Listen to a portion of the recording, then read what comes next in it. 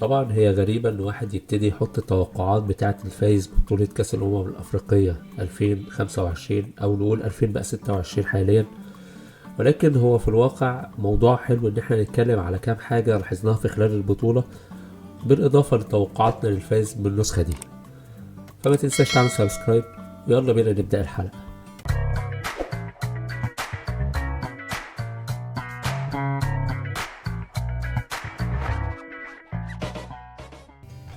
ازيكم جميعا وعاملين ايه؟ في البداية طبعا هي فرصة كويسة ان احنا نتكلم على سبب تأخير التوقعات، والسبب ده هيفتح لنا كام حاجة كده حابب ان انا اتكلم فيها بسرعة من غير ما اخد وقتكم كتير قبل ما اتكلم عن التوقعات، لان نقطتين مهمين قوي البطولة وضحتهم، وبعد كده نخش على موضوع التوقعات لمين الفايز. الجزء الاولاني هو ليه الواحد ما عملش التوقعات بتاعة التصفيات او الفايز بالبطولة من قبل ما هي تبدأ. يعني دلوقتي احنا شفنا المنتخبات كلها وعرفنا مستواهم، فليه الواحد ما عملش مقترحات في الاول؟ كويس السؤال ده عشان اجاوب عليه لانه نقطة مهمة قوي.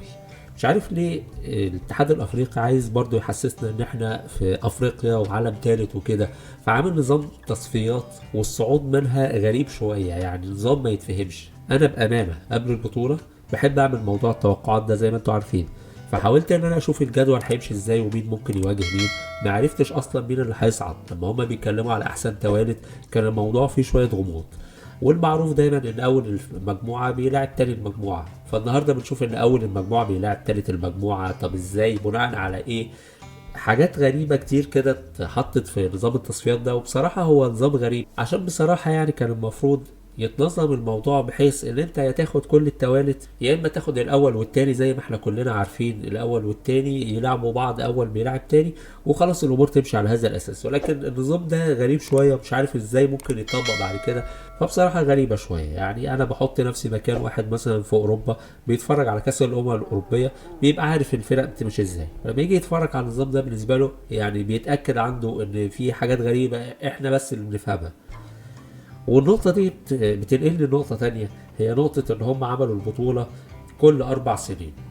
انا مش ضد الفكرة، ولكن برضو خلينا نكون واقعيين في حاجة. احنا في افريقيا غير اوروبا. يعني افريقيا اصلا ان ما كانش فيه الحافز ان هم يستمروا في التطوير الموضوع هيبقى بطيء شوية. فلما انت بتتكلم على فرق او منتخبات هتلعب بطولة كل 4 سنين، هتلاقي المستوى عمال بيبقى فيه تراخي شوية، اللي هو احنا فين و4 سنين فين، فالتنظيم هيبقى بطيء شوية، الدنيا هتبقى اتقل شوية. لكن كون ان انت كنت بتعمل البطولة كل سنتين ده كان بيحفز الفرق، اللي هو ملحقش يعمل حاجة السنة دي قدامه سنتين يلحق يظبط الامور اللي كانت بايظة عنده. وده شفنا نتائجه مع فرق صغيرة قوي قدرت ان هي تحسن في مستوياتها في النسخ اللي بعد كده. بالاضافه طبعا ان هو هيطلع مقوله بقى، يعني دي انا للاسف يعني مش عايز اللي هو الفت نظركم ليها، لكن هو ده اللي هيتقال ان منتخب مصر فاز ب3 نسخ عشان 3 نسخ كانوا في خلال 4 سنين. دلوقتي الواحد يفوز ب3 نسخ بنتكلم في خلال 12 سنة، ده هيبقى صعب او غالبا هيبقى استحالة. فهيجي اقاويل كتيرة كده على ان المنتخب قدر يحقق دي بسبب نظام مختلف عن النظام الحالي، وبالتالي هي بس ايه فكرة ظروف وحظ. وده مش حقيقي قوي، لان انت فزت بالبطوله وبعدها ب4 سنين فزت برضه بالبطوله، يعني حققت بطولتين. كون بقى ان كان في بطوله ما بينهم وانت برضه فزت بيها، فده برضه يعني معلش احسبها بالمنتخبات التانية. طب ما هي المنتخبات التانية كلها كانت بتلعب بنظام السنتين، هل في حد قدر يحقق البطولة 3 سنين؟ أقصى حد فيهم قدر إن هو يحقق البطولة مرتين ورا بعض، لكن موضوع التلاتة كان متاح لكل أفريقيا والحمد لله يعني، بس مصر هي اللي قدرت تحققه. فاحنا هنشوف كلام كتير قوي هيتداول على موضوع المدة اللي طولت دي، ولكن احنا اتكلمنا كتير بخصوص الملاحظات اللي انا كنت عايز اتكلم عليها دي. خلينا بقى النهارده بعد ما الامور وضحت وعرفنا دور ال16 هيبقى فيه مين نتكلم على توقعات.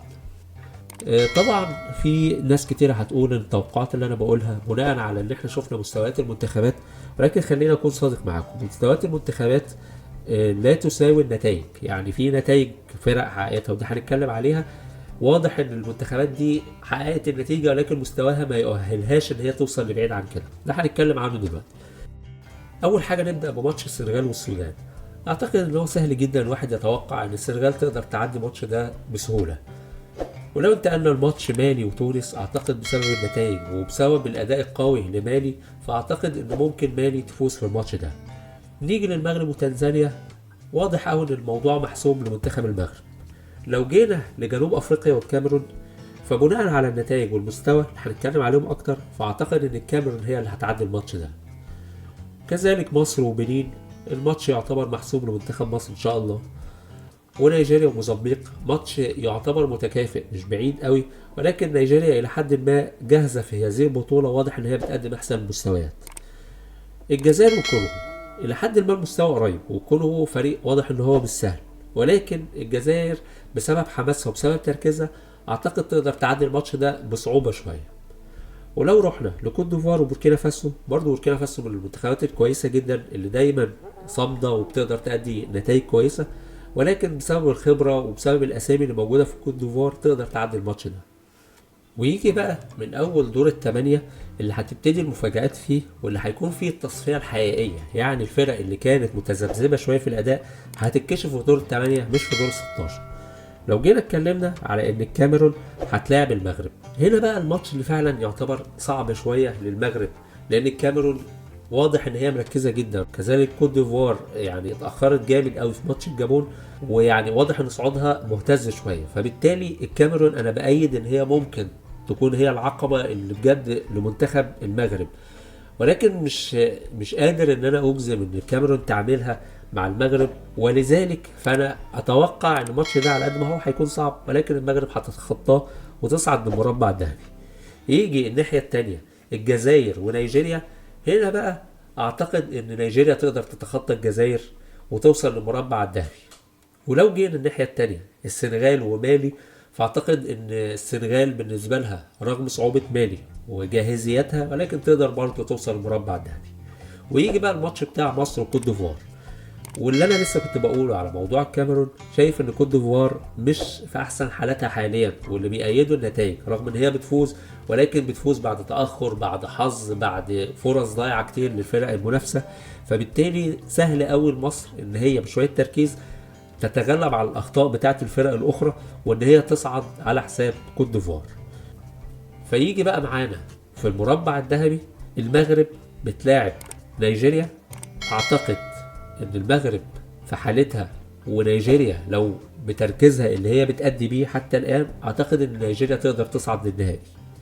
الناحية التانية السنغال ومصر، للأسف اعتقد ان هنا هتبقى العقبة الحقيقية قدام مصر، ان السنغال الى حد ما عندها الحلول اللي هي تقدر تتخطى منتخب مصر، فيبقى النهائي ما بين نيجيريا والسنغال. فعلا الكفة قريبة جدا، ما اقدرش احدد السنغال هتقدر تفوز ولا نيجيريا، ولكن حسب النتائج يبقى نيجيريا هي اللي هتفوز، وحسب الاستعداد يبقى السنغال هي اللي هتفوز. لكن انا مطلوب مني دلوقتي ان انا احدد مين اللي هيفوز ما بين نيجيريا والسنغال بناء عليه وبناء على اللي انا شفته. في الحالة دي هنضطر ان احنا نلجأ للاحصائيات اللي بتقول ان مستوى نيجيريا متكافئ الى حد ما، ولكن عندهم مشاكل شوية في موضوع الدفاع، يعني دايما بيخش فيهم جون، وفي نفس الوقت منتخب السنغال كهجوم هو اقوى خط هجوم حتى هذه اللحظة. فبالتالي بناء عليه اتوقع ان السنغال هي اللي هتفوز بالبطولة. وفي النهاية اتمنى التوفيق لمنتخب مصر وكل المنتخبات العربية ان هي توصل لابعد ما انا توقعته، وهنتابع مع بعض البطولة ان شاء الله تبقى بطولة كويسة، وكل سنة وانتم طيبين. لو عجبتك الحلقة ما تنساش تعمل لايك، في نفس الوقت تعمل لنا سبسكرايب، تابعنا على الفيسبوك والتيك توك والانستجرام عشان تبقى اول واحد يتابع الحلقات الجاية. شكرا.